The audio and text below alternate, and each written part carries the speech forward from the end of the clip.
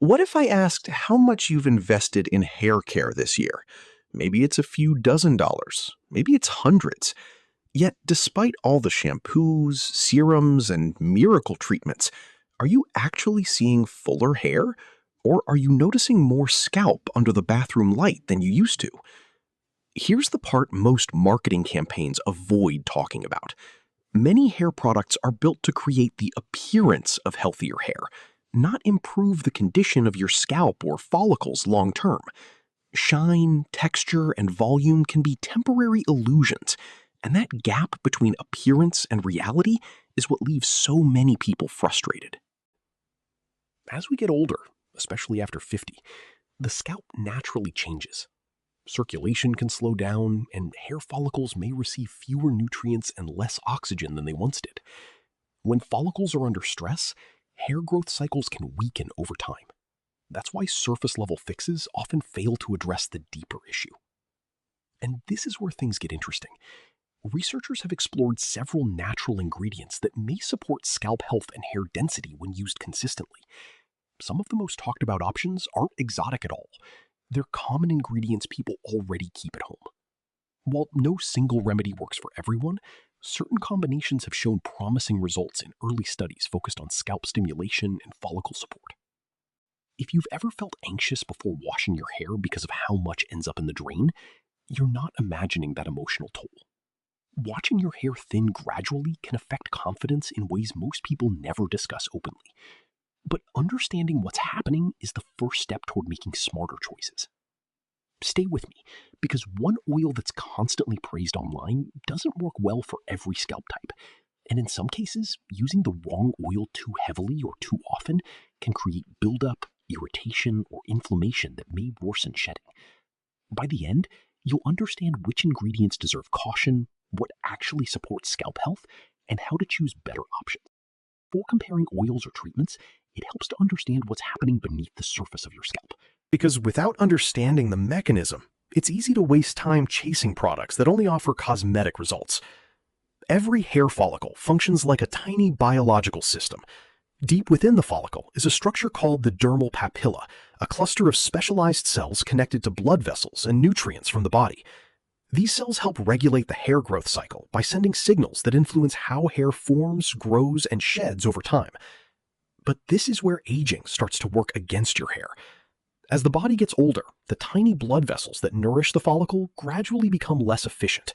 Blood flow slows, nutrient delivery drops, and the cells responsible for supporting healthy hair growth receive less of what they need to function at their best. And when that support system weakens, the follicle adapts by producing smaller, finer strands. This process is known as follicle miniaturization. Over time, thick terminal hairs can become thinner, shorter, and lighter in color. Eventually, some follicles begin producing soft, barely noticeable hairs instead of the fuller strands they once generated. At the same time, hormones also play a role, especially DHT, or dihydrotestosterone. In people who are genetically sensitive to it, DHT can gradually shorten the hair growth cycle and contribute to shrinking follicles over time. It's one of the most studied factors connected to pattern hair loss. Then there's another layer many people overlook: chronic scalp irritation and inflammation. Even low levels of ongoing inflammation may affect the environment around the follicle, making it harder for healthy hair growth to continue consistently. This is why many cosmetic products fall short. A lot of treatments are designed to coat the hair shaft for temporary smoothness or volume, but they don't necessarily address scalp condition, circulation, or follicle health beneath the surface. What researchers are increasingly interested in are ingredients that may help support scalp circulation and improve delivery of beneficial compounds to the skin barrier. In simple terms, the goal is to create an environment where follicles can function more effectively. That's what this ranking focuses on.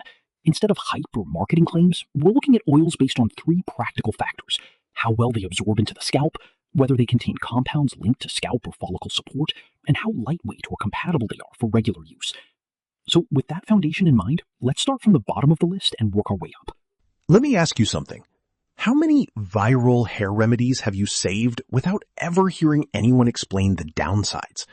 Oil number 6, the rosemary and olive oil combination. This mixture has exploded online.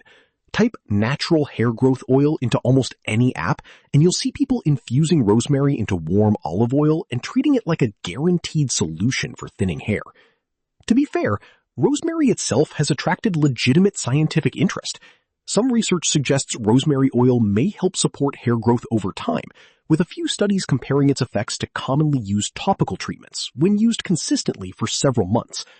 But the issue isn't always the rosemary, it's the base oil. Olive oil is thick and highly occlusive, meaning it forms a heavy layer over the scalp. For people with very dry skin, that can sometimes be helpful. But on oily, sensitive, or dandruff-prone scalps, that same heaviness may trap buildup, sweat, dead skin, and excess sebum close to the follicle. And that matters, because scalp imbalance and irritation can contribute to itching, flaking, and inflammation, conditions that may make shedding worse for some individuals. This is why one person swears by the mixture, while another feels like their scalp becomes greasier, itchier, or more irritated after a few weeks. Scalp type changes everything.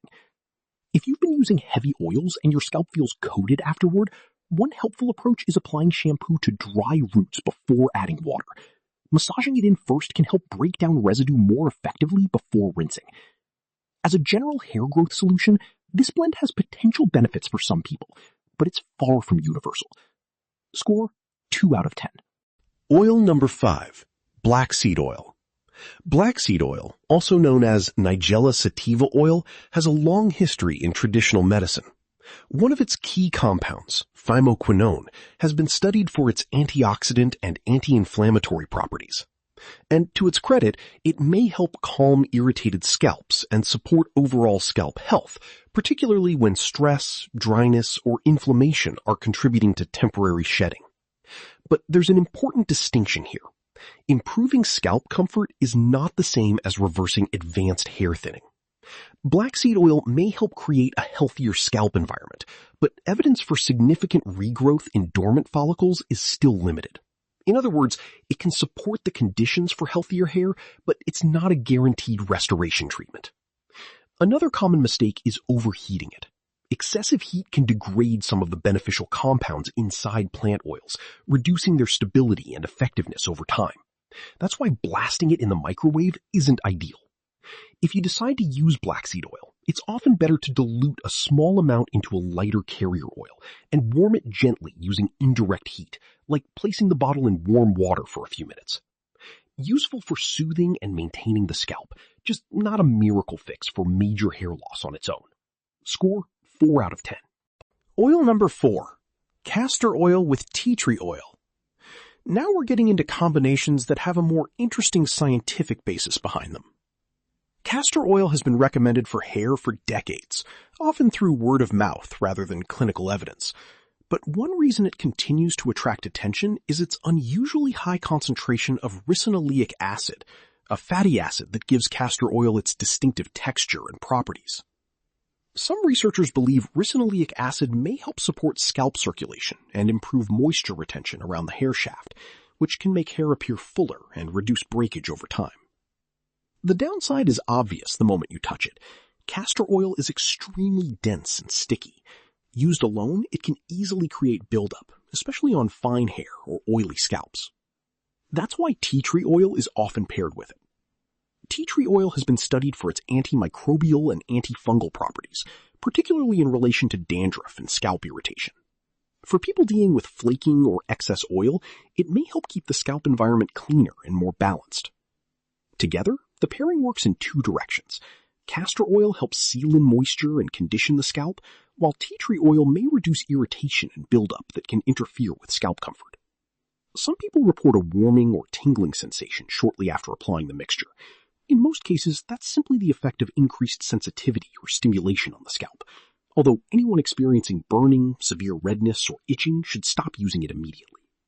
One important note, tea tree oil should always be diluted properly before applying it to the skin, since concentrated essential oils can irritate the scalp.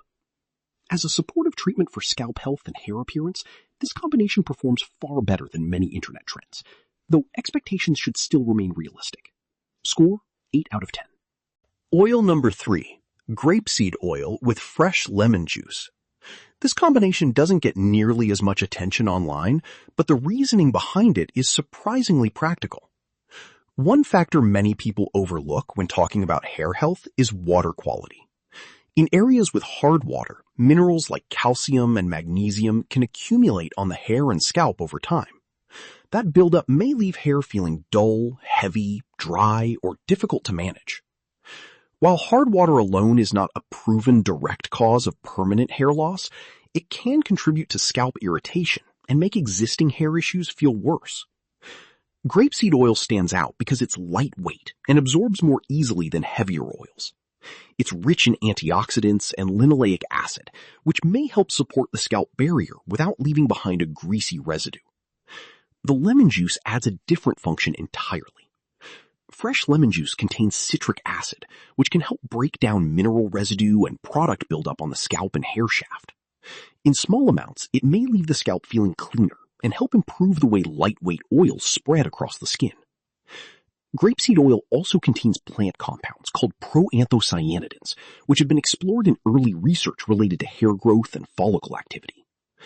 But there's an important detail here. Lemon juice should always be diluted and used cautiously. Applying too much directly to the scalp can cause dryness or irritation, especially for sensitive skin. And if you're trying this method, fresh lemon juice works better than heavily preserved bottled versions, which may contain additives that change the acidity level.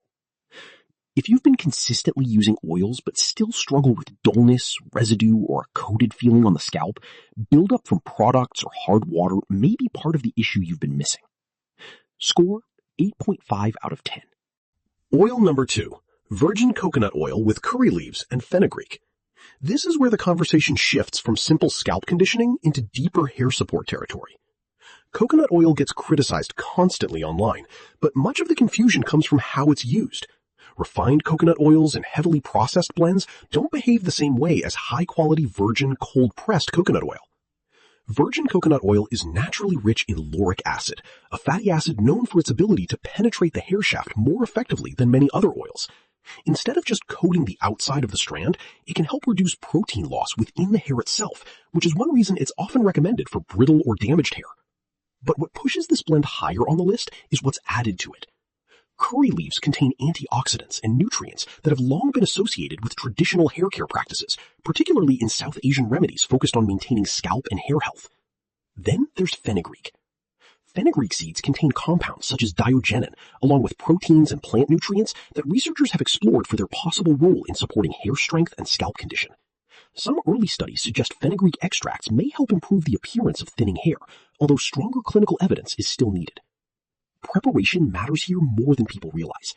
Instead of overheating the mixture, gently warm a few tablespoons of virgin coconut oil on very low heat. Add fresh curry leaves and soaked fenugreek seeds, then allow everything to infuse slowly for a few minutes without reaching a hard boil. Excessive heat can damage delicate plant compounds and reduce the effectiveness of the ingredients.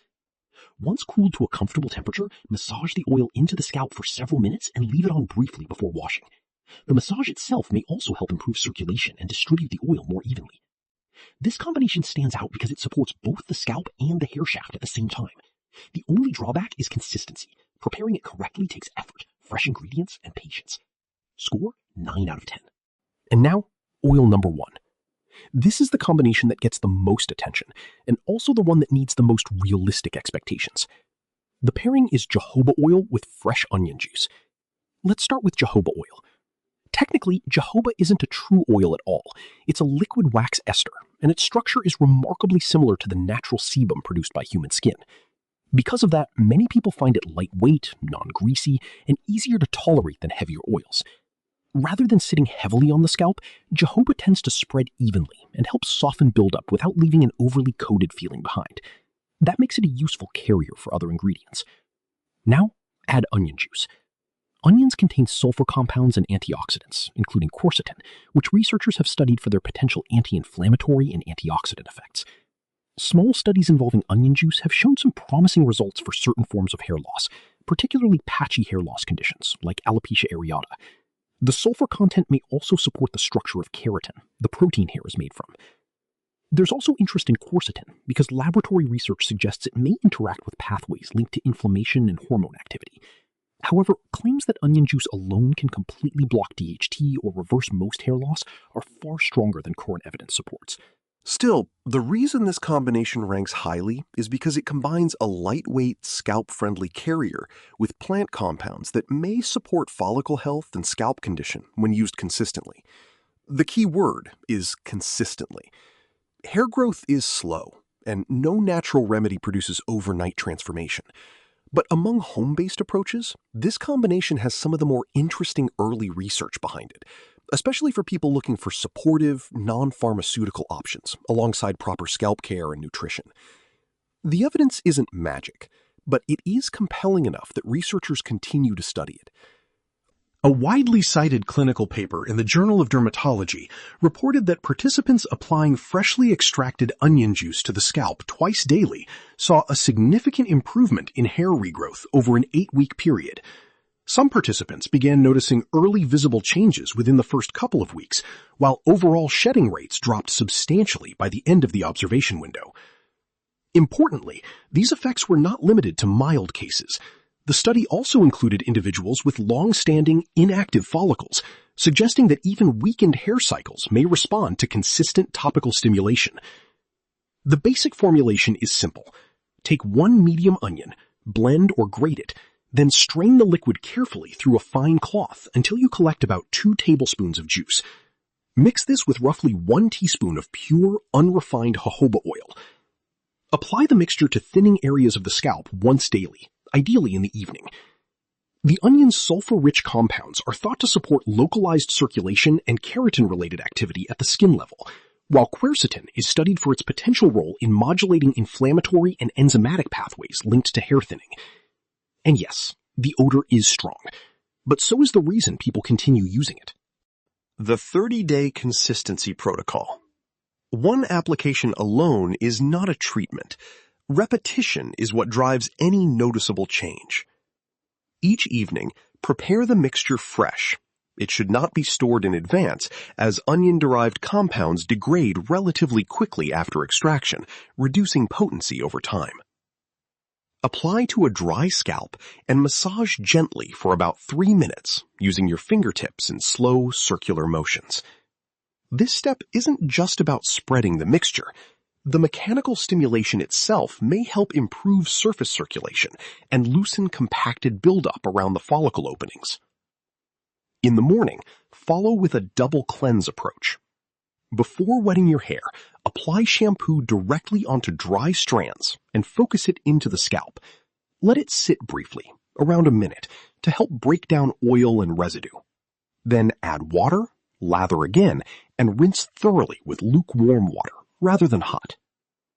Between days 5 and 10, some people report a temporary increase in shedding. This is often the point where many abandon the routine. In context, this can happen during a transition phase in the hair cycle, when weaker strands are released as newer growth begins to push through beneath the surface. However, responses vary widely from person to person, and not everyone experiences this pattern. Consistency beyond this point is what determines whether any longer-term improvement becomes visible. A useful habit during the process is documentation. Take a photo in consistent lighting before starting, then compare it again after 30 days under the same conditions. This gives you a more objective reference point than daily mirror checks. For a long time, hair thinning after midlife has been framed as something unavoidable, a fixed outcome of genetics and age. But in reality, hair follicles are dynamic structures influenced by their surrounding environment, including scalp condition, circulation, hormonal sensitivity, and inflammation levels. When those factors are improved, follicles may function more effectively. When they are neglected, they often appear to shrink or slow down. The combination of jojoba oil as a lightweight carrier and onion-derived compounds as an active botanical is simply one approach being explored in that context. Before trying any new topical routine, it's still important to be cautious. If you have existing